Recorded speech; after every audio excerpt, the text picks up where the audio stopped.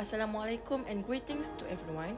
This video will present our assignment on the topic Summary of Musyarakah from Introduction to Islamic Finance by Sheikh Mufti Taqi Usmani.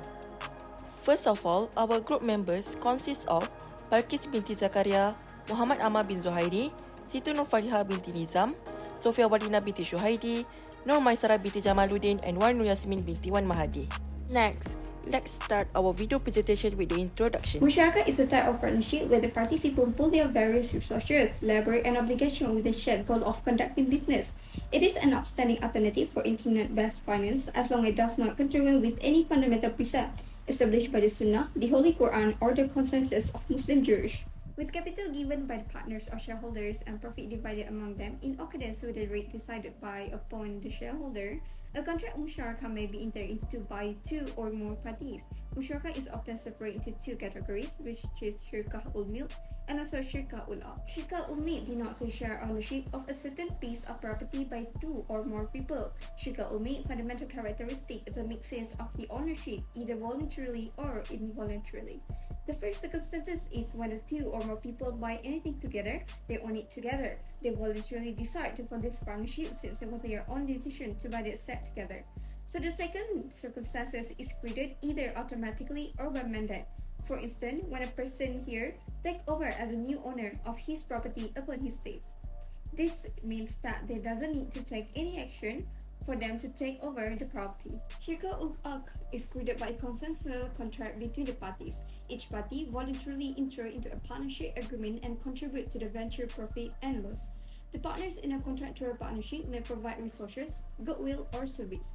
This is divided into three, which is known as the syirkah ul-amwal, known as a partnership in capital, a type of partnership where all the partners contribute some capital into commercial enterprise. The second one is the syirkah ul-a'mal, known as partnership in service. This kind of partnership entails all the partners working together to supply their labors and services. There is no financial or capital requirement for this type of partnership.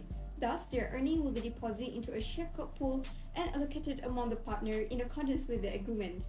The last one is syirkah al-wujuh, known as partnership in goodwill or reputation, where the partners divide the profit in accordance with the agreement. The participants in this kind of partnership are not required to make financial investment. However, they must ascertain the profit sharing ratio and each other duties. Musyarakah is a type of Islamic partnership that is based on the principle of profit and loss sharing. The proportion of profit distribution is calculated according to the agreement of the contracting parties. In Musyarakah, partners agree on a profit sharing ratio before starting a business. This ratio is not necessarily based on how much money each partner invests, but on their contribution. So, if one partner invests more money but the other puts in more effort managing the business, the profit might be split 60/40.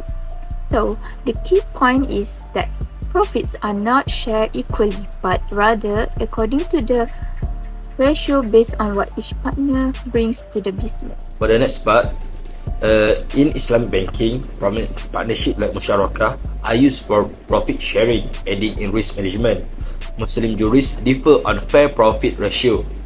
Imam Malik and Imam Shafi'i suggest dividing profit based on capital distribution, while Imam Ahmad allow flexibility. Meanwhile, Imam Abu Hanifah proposed agreement on excessive profit. Alright, to make it clearer and easier to understand, it can be illustrated that in a partnership, A contribute 40% and B contribute 60%. Thus, Imam Malik and Imam Shafi'i contend that A should get that 40% of the earning and B should get that 60%, just like directly like that. If A and B disagree, the musyarakah is void. Profit sharing is flexible according to Imam Ahmad. Thus, if a minority agree upon agreement is reached, A may receive more than 40% and B less than 60%. Next, loss allocation should match investment percentage as agreed by all Muslim scholars. Imam Shafi'i believe profit and losses should be correspond to the investment ratio. This ensures fairness and stability in Islamic financial partnership.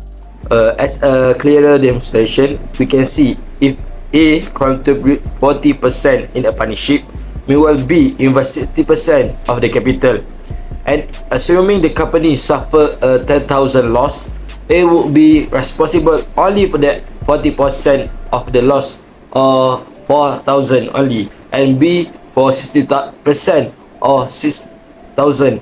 This loss allocation is in keeping with the proportion of each party investment and the guidelines provide the Muslim jurists. That's all from me. Thank you.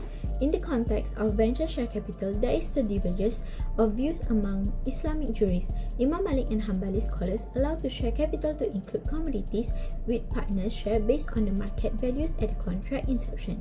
Conversely, Imam Abu Hanifah and Imam Ahmad require capital to be in liquid form, arguing that commodities are distinct and could lead to unequal profit distribution if their values fluctuate. Imam Al-Shafi'i distinguished between replaceable Dawat ul Amsal and unique Dawat ul Qimah commodities, allowing only the former to be part of the share capital if distinguishably mixed. The view of Imam Malik is deemed more practical for modern business as it permits both cash and commodities as share capital using market value to determine each partner's share. Musyarakah financing holds a significant role in Islamic banking but may not be entirely suitable for conventional banks, which predominantly engage in prioritized mitigating credit risk to satisfy consumer expectation and safeguard shareholder investment. In Musyarakah partnership, each partner has the right to actively participate in management decisions, so they can choose for a structure where one partner manages operation while other remain passive investor. Profits for passive partners are tied to the investment percentage, ensuring returns do not exceed their contribution. Unlike conventional contract, which primarily involve credit and interest rate risk, musyarakah and mudarabah financing entail valuation, equity and market risk. This complexity arises because all partners have a say in management and daily operations, which can complicate decision making and operational efficiency for conventional banks. To address this challenge and promote equity-based relationships, initiatives like those pioneered by Bank Negara Malaysia establish separate platforms that link entrepreneurs directly with investors, reducing banks' direct involvement and associated risks. Next is termination of musyarakah. Musyarakah allows each partner to terminate the partnership at any time with proper notice. Additionally, communication and trust are crucial in musyarakah partnerships. Furthermore, the death of a partner is another reason for termination, with beneficiaries having the option to continue or exit the partnership. Termination scenarios help negotiate partnership agreements and ensure smooth transition. Termination of musyarakah partnership without closing the business is discussed. Partners can end the agreement by mutual consent, allowing the remaining partners to continue the business. However, the departing partners' share value must be agreed upon mutually. In case of the disagreement, the departing partner can demand liquidation or asset distribution. Now, a critical question arises. Can partners agree to a condition preventing liquidation or division unless all or a majority desire it? The condition will allow a departing partner to sell their stake without forcing liquidation. Although classical Islamic texts are silent on this, Sharia law does not restrict such agreements if mutually accepted from the start of the musyarakah. The rationale for this condition in modern times is rooted in business's continuity. Allowing one partner unilateral liquidation power could harm others irreversibly, especially in ventures requiring ongoing investments. Thus, in Shirkat ul Amwal or Musyarakah, continuity is crucial for thriving businesses. To explore its relevance today as a financing method, we should first understand mudarabah, another profit-sharing model commonly used for financing. Musyarakah financing, based on Islamic principles of partnership and profit sharing, offers an ethical alternative to interest-based finance. It promotes shares ownership and fair financial practice but poses challenges for traditional Islamic banks focused on debt financing and credit risk management. Despite these challenges, musyarakah's potential to foster ethical profit and loss sharing alliance is crucial for evolving Islamic finance to align with the values and meet modern economic needs. Effective implementation requires a strong legal framework, clear standard for contracts, and investment in educating stakeholders, which this approach can create a conducive environment for musyarakah financing, supporting broader goals of social justice and economic growth in Islamic finance. Thus, that's the end for our video presentation. Thank you.